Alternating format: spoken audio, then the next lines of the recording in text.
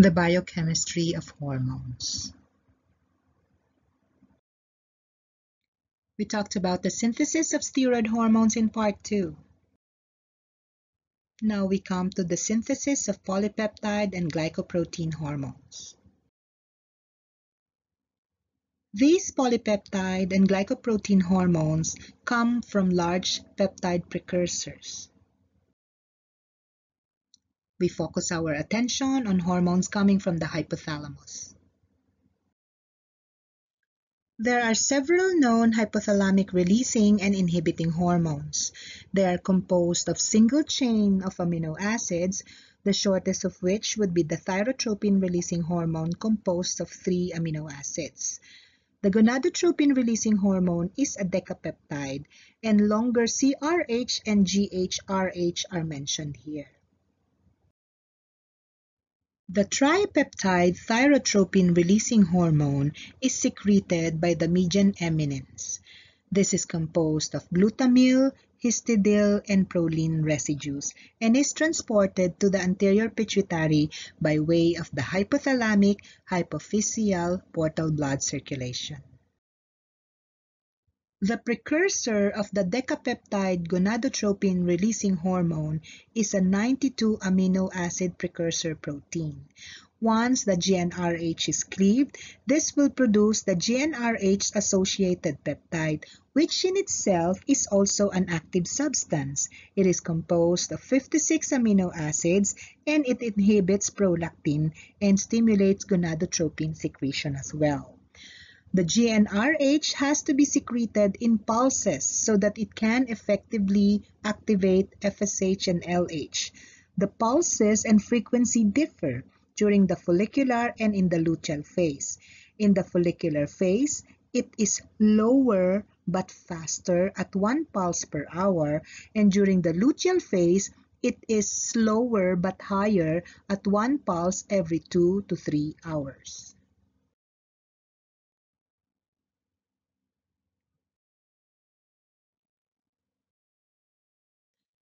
There are several hormones produced in the anterior pituitary gland.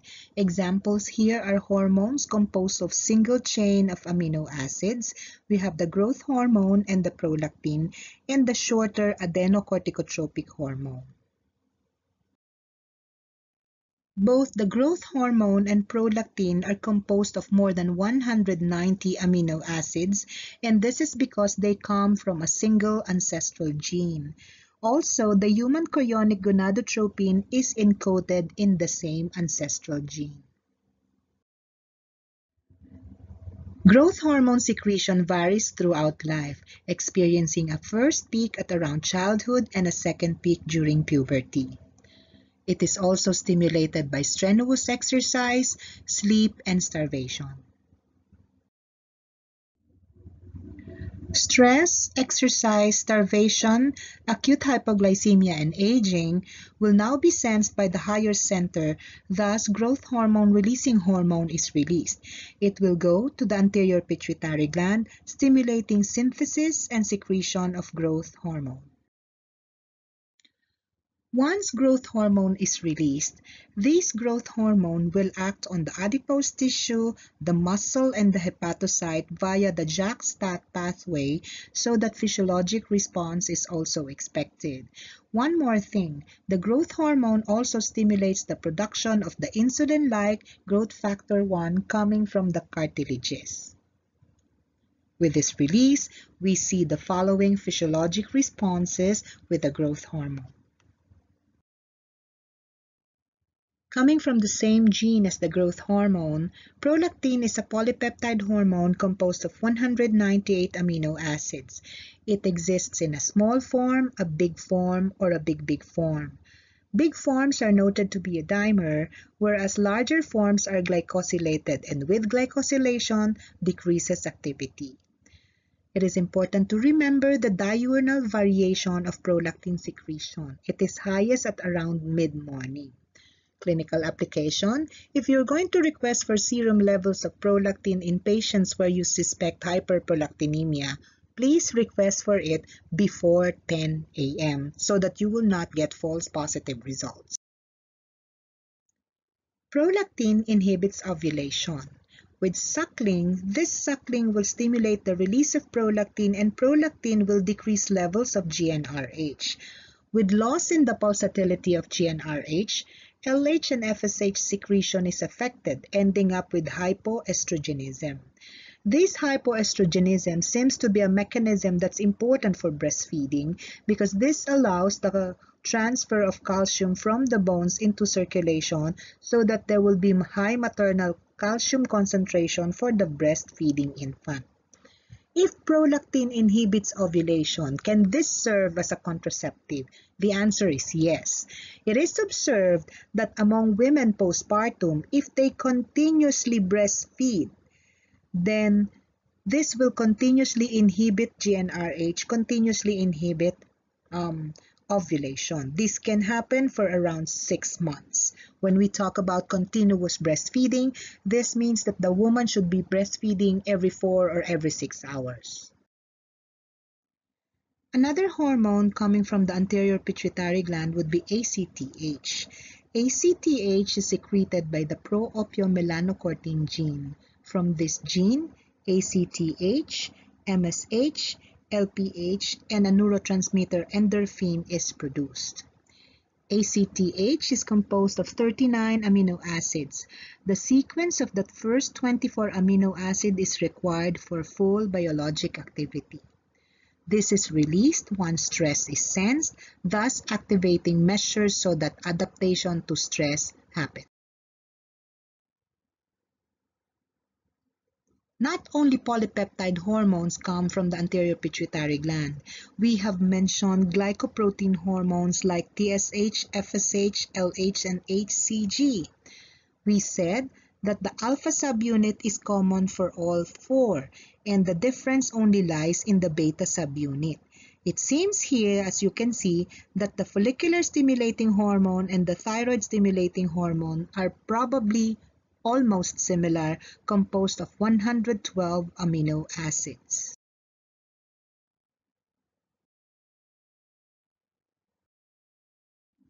Much interest has been focused on insulin because of the potential for treatment of diabetes. Scientists knew that it is composed of an A chain and a B chain. They also knew that there are 3 disulfide bonds. They also knew the sequence of the amino acids in the A chain and the B chain. But no matter how hard they try, they can't seem to form the disulfide bonds until they realize that if you go back to synthesis, insulin is not composed of just an A and a B chain. It is actually a long chain amino acid with a connecting peptide. And this connecting peptide provides the conformation necessary, the folding necessary, so that the disulfide bonds can happen. Thus, there is now massive production of insulin because of the knowledge of this structure. Insulin biosynthesis involves several processes in the rough endoplasmic reticulum and the Golgi apparatus. Pre-proinsulin is composed of 104 amino acids. Once the signal peptide is removed, proinsulin is produced. The C-peptide is also removed, thus producing the final product insulin, and this insulin are stored in the beta granules of the pancreatic cells. Hyperglycemia will stimulate insulin biosynthesis in the liver and in the muscle tissue. Insulin activates tyrosine kinase receptors, and once the tyrosine kinase receptors are stimulated, insulin will stimulate glycogenesis by affecting the following enzymes: inhibit glycogenolysis by inhibiting glucose 6-phosphatase enzyme, and inhibits gluconeogenesis by inhibiting the following enzymes.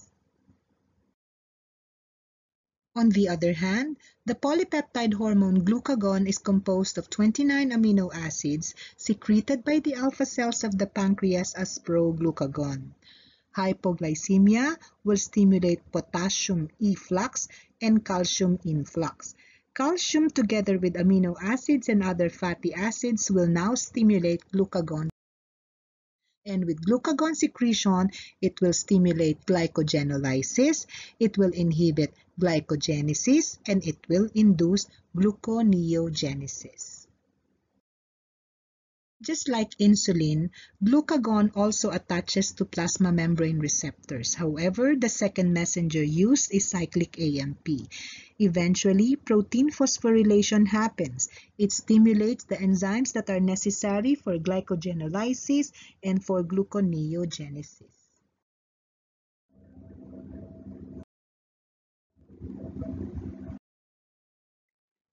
Calcitonin, parathyroid hormone, and calcitriol are three hormones that will increase levels of plasma calcium. Calcitonin will inhibit bone deposition and will inhibit reabsorption of calcium from the kidneys, thus increasing plasma calcium, whereas the parathyroid hormone will stimulate the kidney so that the kidney will eventually produce vitamin D3, which is necessary to increase absorption of calcium in the gastrointestinal tract, thus also increasing levels of plasma calcium. What hormone now decreases the levels of calcium? Only estrogen will do that. Estrogen will stimulate the deposition of calcium in the bones. Calcitriol production is regulated by the parathyroid hormone in the kidneys.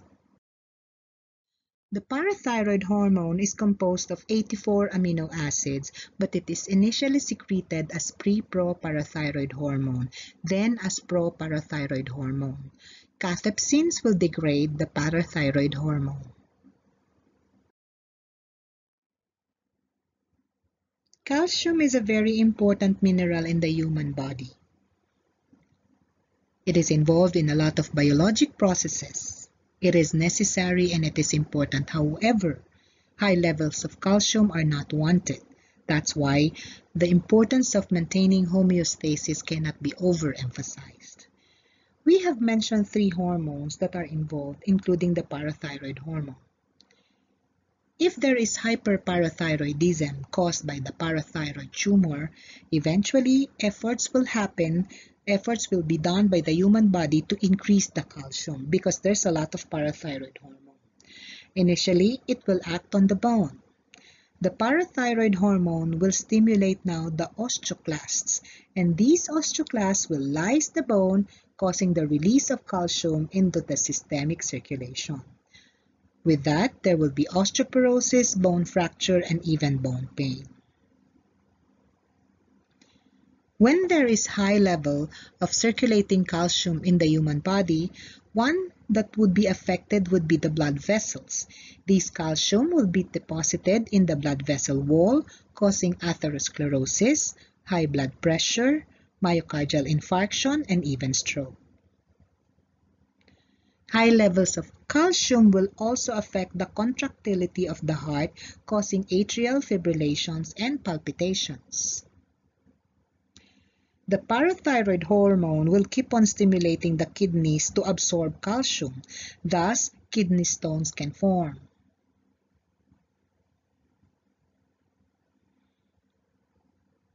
High levels of calcium will also affect neurotransmission. There will be a slower nervous system, thus there can be tiredness, poor concentration, and so on and so forth. Patients can also experience chronic fatigue.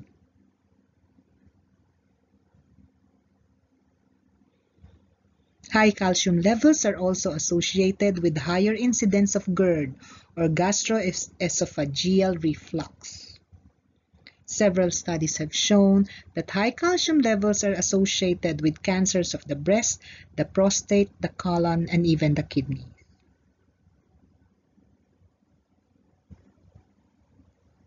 That's why when there is an abnormality in the levels of calcium, this should be investigated because hyperparathyroidism is a deadly disease.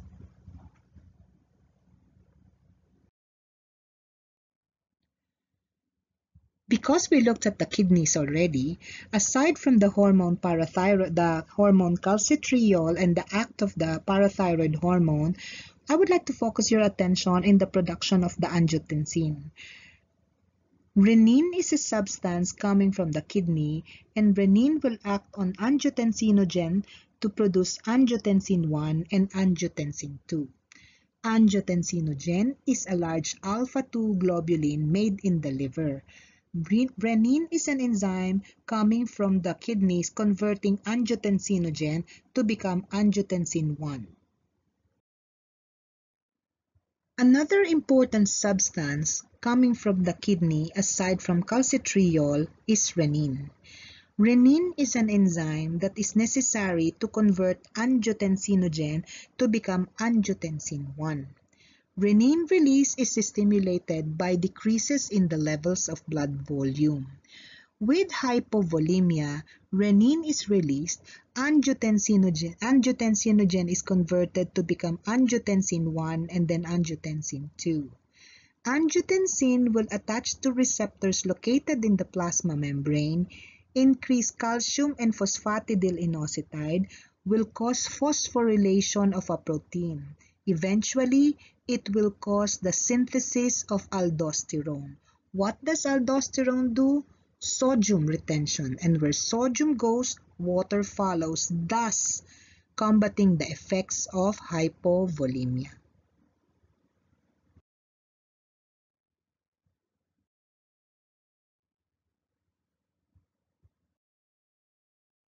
Two hormones have been mentioned to control satiety and hunger. Ghrelin will increase appetite, whereas leptin will decrease appetite and eventually decrease body weight. Another effect of leptin is on GnRH pulsatility. GnRH needs to be secreted in pulses, and what is responsible for this pulsatility is the Kiss receptor. Research have shown that leptin can modify the Kiss receptors in the higher center. How now do you apply this knowledge in clinical practice? Studies have shown that a critical body fat is necessary so that an adolescent can go into menarche. Adequate body fat will secrete adequate levels of leptin, and this leptin, if normal, will now stimulate the sensitivity of the GnRH so that LH and FSH will be secreted in pulses, puberty and menarche and ovulation will happen, and our adolescent can have normal levels of these hormones. On the other hand, what happens if the adolescent has less body fat? If there is less body fat, less leptin will be produced, and the Kiss receptor will not be sensitized for GnRH pulsatility. There will be low LH, low FSH, puberty will be delayed, or even patients will be complaining of amenorrhea, and low levels of the sex steroid hormones will be seen in these patients. That is why underweight is not nice. Is overweight good? No. Too much leptin is also not good. We need just enough. Why?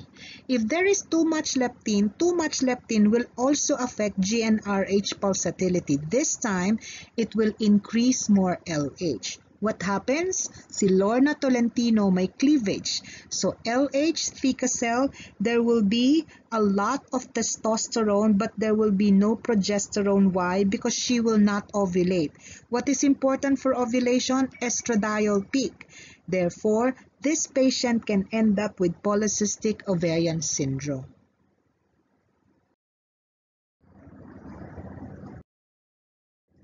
We have come to the end of the three-part lecture.